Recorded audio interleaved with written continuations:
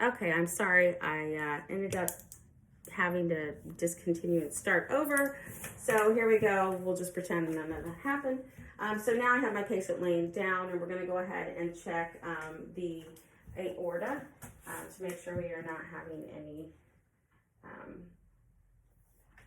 aortic aneurysms going on. So we're going to actually visualize the abdomen. And excuse me, sir, I'm going to lift up your shirt. So we're going to look at the abdomen. We're going to make sure that we're not seeing anything. We're not going to touch it first. We're just going to visualize, make sure, and I touched it, I know, I'm sorry. We're just going to visualize and make sure that we don't see any pulsations or bulges or anything. And so now we're going to place our stethoscope. We're just going to go right up under here. So we've got our xiphoid process right here. So we're just going to go kind of just below it. We don't want to go to the abdomen yet. We're just going to listen. We're going to listen for any type of a bruit or anything, and any adventitious sound. So anything that does not sound normal. So once we do that, now we're going to go ahead and we're going to auscultate his 4 quadrants of the abdomen. We're going to listen for bowel sounds. So when you listen for the bowel sounds, you should hear something within 3 minutes. Within a minute, and if you don't hear anything within a minute, then you're going to listen for 3 extra minutes. Okay. And then after that 3 extra minutes, you'll go ahead and move to the other quadrant. And then, depending upon where you were, then you're going to need to contact a provider and say, hey, we're having some issues with the bowel sounds. Okay. But if you hear something right away, do you have to still listen for a minute? No, you just want. Well, you want to listen for. I would still kind of listen for about 30 seconds to a minute, because you do want to hear if it's going to be hyperactive. So if it's really, talking to you a whole lot, really high pitched noises, that can be an issue as well.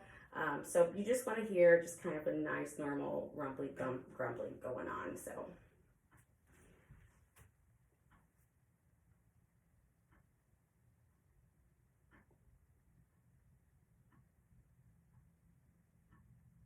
There we go. I hear a little bit there. So you just move over to the next quadrant.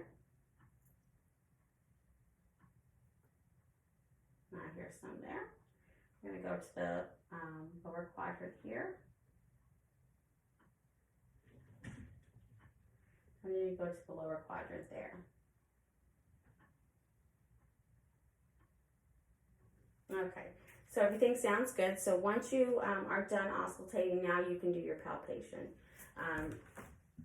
You want to make sure you do it in that order, so that way you don't create any extra noises and hide something.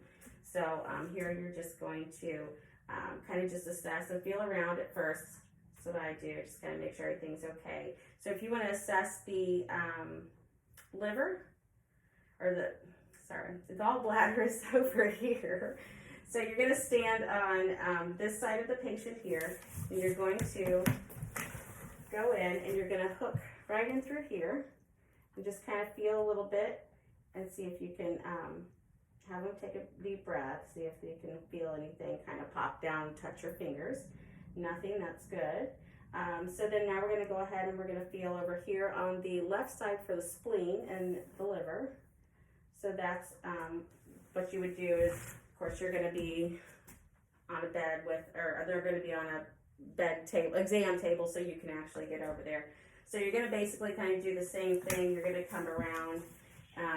Sometimes if you have them turn a little bit over on their side, you might be able to appreciate that a little bit better. So you're going to come in, if I was on this side, and you're kind of do the little hook there, and you're going to have them take a deep breath in and then out, and see if you feel anything drop and touch. Neither organ should be, you should not be able to feel either organ unless there is some organomegaly going on. So then after the palpation, then you're going to go ahead and you're going to check on, we're going to do pulses. So we're going to check, you've got your femoral pulses here, so legs out that way, legs out, there you go. Those are right up in here in the groin area, so you're just going to kind of hold there and see if you can feel. Do the other side. Then you've got your popliteal pulses back here. Oh, yeah. Thank you, student. So you've got your popliteals here, so you're just going to feel both sides. You're going to make sure that they're equal on both sides. You're going to see if they're, if they're bounding or are they racing or anything like that. And then you also do the popliteals, I did popliteals here, and your pedal pulses and your dorsalis pedal pulses. So your dorsalises are back here and your pedals are up here.